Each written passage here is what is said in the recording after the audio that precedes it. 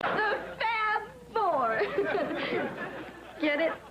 So, Mr. Maltby, you feel that the First Amendment is the cornerstone of our nation, and please feel free to be clever and controversial. Well, it has defined our history. Mr. Maltby, is there something you're not telling all of us? No. Pity. Hey, when's the show gonna start? It has started. Then when's it gonna be over? Now, they're the perfect example of freedom of speech. Unfortunately, we all had to pay the price of hearing it. Well, hey, you can't excite all of the people all of the time, but Mr. Maltby, really, let's try to excite some. Well, we could discuss my latest publishing project, The Buck Sings Here. That we could, and correct me if I'm wrong, but that was an unauthorized biography, wasn't it? Technically speaking, yes. Technically speaking. An unauthorized biography in which you exposed Mr. Rivers as a bigamist, a liar, a thief, and a fraud. Well, he's a complex man. A complex man, really. Mr. Maltby, have you no integrity? I beg your pardon? Do you really think that you can hide behind the First Amendment just so you can trash the life of an American hero? Yeah! Have we forgotten freedom of the press? No, Mr. Maltby. The question is, have we misplaced dignity? This is outrageous. Mr. Maltby, you did it for the glory. Well, whatever I did, I'm not doing this anymore. Yes! Ladies and gentlemen, it's unfortunate that you had to witness this sorry spectacle, but please remember to go home and tell all your friends. Thank you.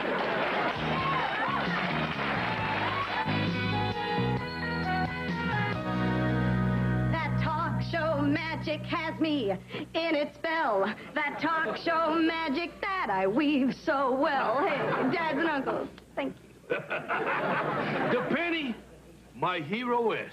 I take it you saw my show last night. Oh, yeah. My favorite part was when Donnie pitched that hissy fit. That was good, wasn't it? Penny, you didn't give the man half a chance to defend himself. Hey, are you ready for this? I landed the job. Great! Penny, that little stunt you pulled just might have cost you a friend. Oh, come on. Donald's a reasonable guy. I'm sure he'll see it was nothing personal, and I was just doing my job. Greetings, all ye relatives of the demon child.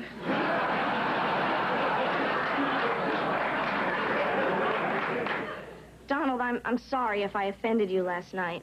Penny, my mother watched that show. Really? Did you like it? She was humiliated. Her mahjong club impounded her tiles. Donald, I really am sorry. Sorry? On my way home, I stopped by the Velvet Spike, and a man in fishnet stockings called me embarrassing. Donald, you know I wouldn't hurt you for anything. Hold on. Donnie, you got just what was coming to you. You had no right to expose the assorted lifestyles of Buck Rivers. I had every right to print the truth, a right guaranteed by the Constitution for 200 years. Come on, no warranty runs that long. This from a man who thinks our forefathers were Groucho, Chico, Harpo, and Zeppo. Boys, let's not fight. At least not here, where there's no substantial ratings value. What are you saying? Don't you see? I mean, you two are the perfect guests for my next show. Freedom of speech versus the right to privacy. Me? Debate him? Would this be in English or in hand shadows? Come on, Donald, it's a natural. I'd rather help save Oral Roberts. Jeez, will you look at this? Donnie's scared to debate me.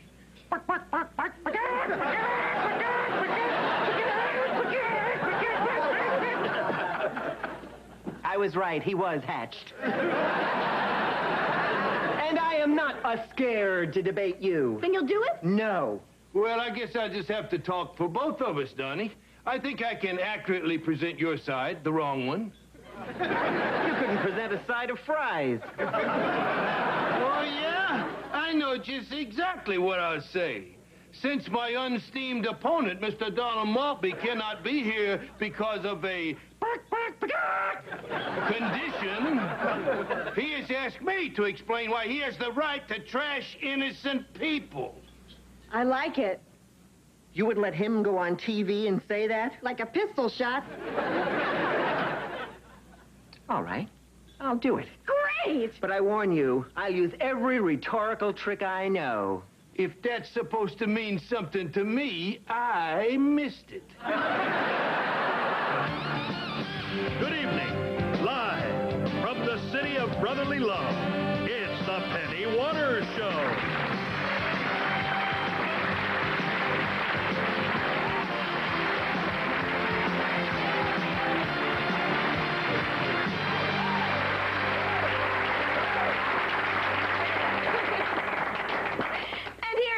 Thing. Tonight we have a follow-up to our important First Amendment discussion begun last week.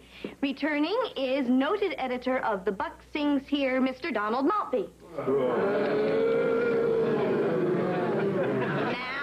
Now, there'll be plenty of time for that later.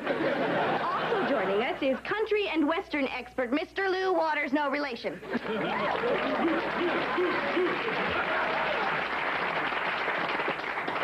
He's your uncle. Well, it seems that Mr. Maltby's raring to go, so why don't you begin, huh? Gladly. The question here pertains to the basic freedoms of the press and of speech. The biography of Mr. Rivers is neither libelous, nor does it flirt with misrepresentation. Mr. Waters, would you care to respond? To what? To Mr. Maltby's opening statement. Oh, yeah. I thought it stupid. Well, he is an expert in the field. Mr. Waters, do you think that this book will jeopardize Buck's career? Geez, I don't know, but he may have trouble finding work. I mean, there's stuff in this book that's mean and ugly. Well, the truth isn't always pleasant, but without it, we cease to be free. Without it, we cease to be a democracy. Without it, we cease to learn. I could put it another way, but I'd probably break into a chorus of Up With People, and I don't think any of us want that. That's a point well taken.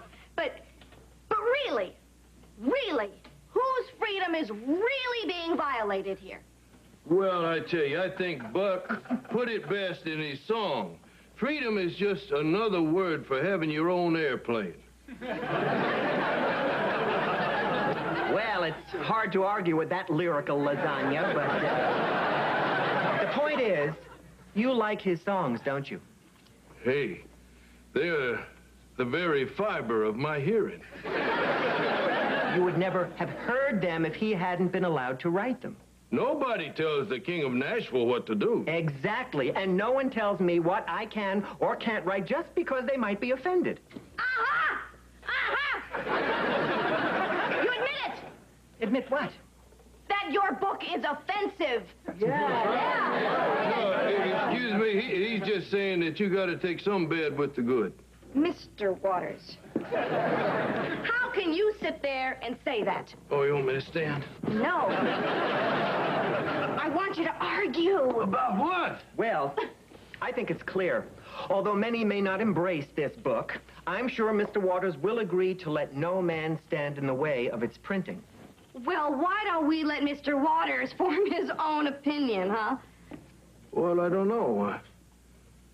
I guess it's right to print the truth and then see whether or not we like it. Yeah. Lou, do my ears deceive me? No, I think it's your clothes that give you away.